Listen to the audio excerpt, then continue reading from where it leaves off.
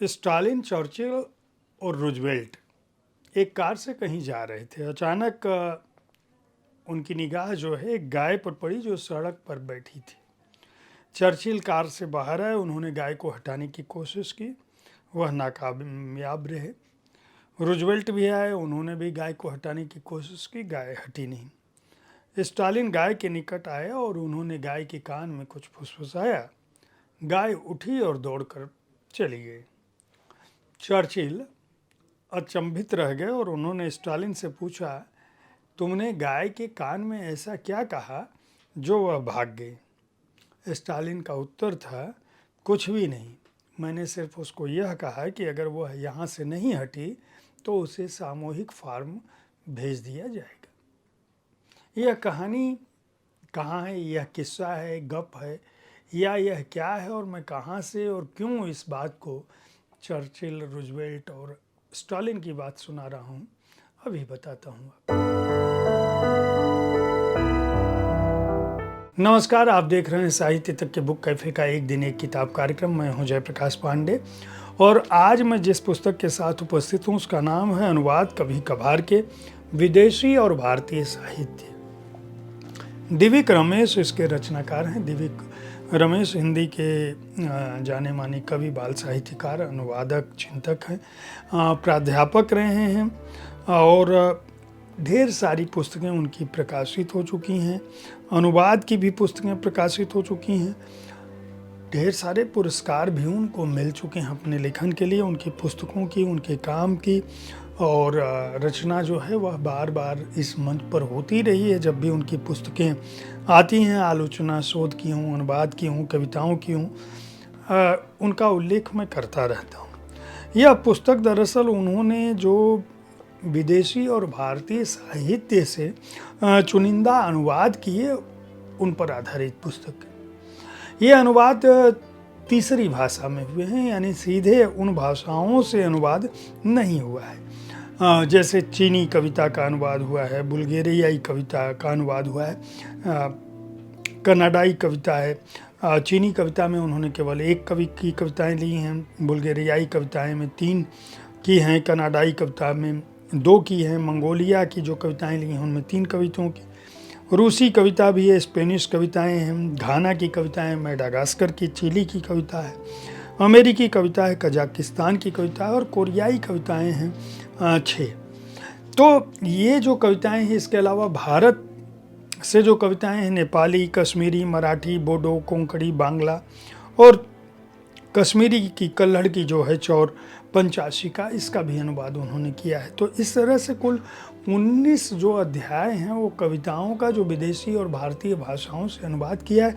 इनके पीछे दिव्यक रमेश के अपने तर्क हैं। उनका कहना है कि ज़रूरी नहीं कि मूल भाषा से ही सीधे अनुवाद किया जाए, क्योंकि अगर ऐसा होता तो दुनिया में ऐसे बहुत कम लोग हैं जो दुनिया के सभी देशों की भाषाएँ जानते हैं, और हर देश में हर देश की भाषा जानने वाले लोग मूल भाषा से अनुवाद करेंगे तो अनुवाद की व्यापकता जो है वह सीमित होगी। उनका कहना है कि उन्होंने इनको अंग्रेजी से अनुदित किया है अधिकांश कृतियों को, और चूंकि अंग्रेजी तीसरी भाषा है और उनका कहना है कि मूल कवि या लेखक क्या कहना चाहता है यह संप्रेषित होना चाहिए।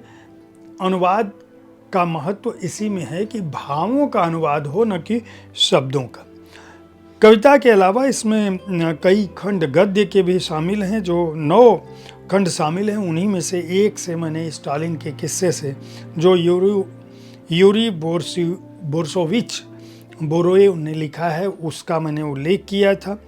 पाब्लो नेरुदा, अबाई कुन्ना बयेव, बेलोदो दावेरो, यांगफू, अलेक्सांद्र सिंकेविच और एडवर्ड जिगलर, इनकी उन्होंने गद्य का इन्होंने अनुवाद किया है।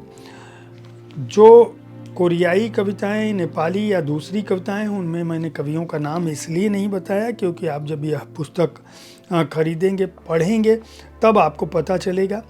हान योंग उन की कविता, टैगोर की कविता जो द गार्डनर पढ़ने के बाद हान योंग उनने जो कविता लिखी थी, मैं वो कविता एक पढ़ूंगा ताकि आपको ये आभास हो कि जो अनुवाद कभी कभार में की जो संकलित पुस्तक आई है दिव्यक रमेश की, वह इतर भाषाओं से जो अनुवाद उन्होंने किया है वह किस तरह से हिंदी साहित्य को समृद्ध करने वाला है।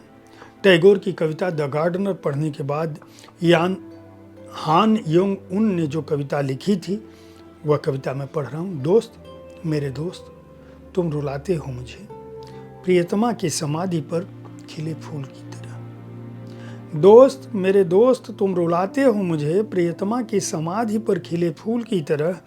करते हो आनंदित मेरी प्रियतमा के जैसा, जिसे मिला था एक सन्नाटी रात में, नहीं था जहाँ एक पक्षी उड़ता हुआ। तुम खुशबू हो श्वेत अस्थियों की निकलती हुई प्राचीन समाधियों को फोड़कर भरती हुई हवा को खुशबुओं से। गीत हो तुम उम्मीद का हताशा में करते हुए एकत्रित झरे हुए फूलों को बनाने को हार, महज टांगने को शाखापन। दोस्त रोए कैसे तुम टूटे प्यार पर, नहीं लौटा सकते आंसू टूटी पंखुड़ियाँ खिलने को फिर एक बार शाखापन। मत छिड़काओ आंसू मुरझाई पंखुड़ियों पर, छिड़काओ उन्हें वृक्षों की जड़ों पर, मिट्टी पर। दोस्त मेरे चूम नहीं सकती होठ हड्डी के मधुरतम मृत्यु गंध भी। मत बुनो समाधि पर सुनहरा जाल गीत का, मत रोपो रक्त रंजित ध्वज समाधि पर। बता सकती है बासंती हवा कैसे घूमी पृथ्वी कवि के गीत में। शर्मिंदा हूँ मैं मेरे दोस्त, कांपता हूँ गीत सुनकर तुम्हारी शर्मिंदगी में, क्योंकि सुनता हूँ इन्हें तन्हा बिना अपनी प्रियतमा की। माना जाता है कि गुलामी के समय यह गीत जो है कवि ने अपने देश के लिए लिखी थी, लेकिन उन्हें प्रियतमा कहा था।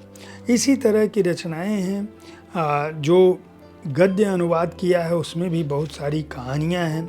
चीनी कहानी जैसे भैंसा यांगफू की कहानी है, उसका उन्होंने अनुवाद किया है।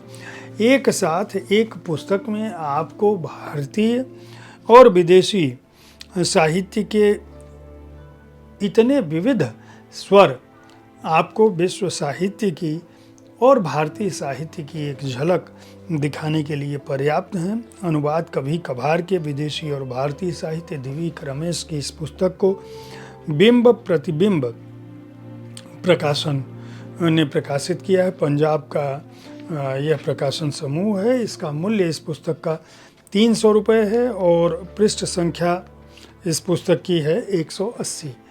उम्मीद है साहित्य तक का यह एपिसोड आपको पसंद आया होगा। इस कार्यक्रम में आप किस तरह की पुस्तकों की चर्चा चाहते हैं उसके बारे में अपनी राय से हमें अवश्य अवगत कराते रहें। हमारी कोशिश होती है कि विविध विधाओं की पुस्तकों के साथ आपके पास मैं हर दिन पहुंचूं, ताकि आप उन पुस्तकों का चुनाव कर सकें जिन्हें आप पढ़ना चाहते हैं। कल ठीक इसी समय ऐसे ही किसी एक कृति के साथ फिर मिलूंगा। देखते रहिए साहित्य तक। धन्यवाद।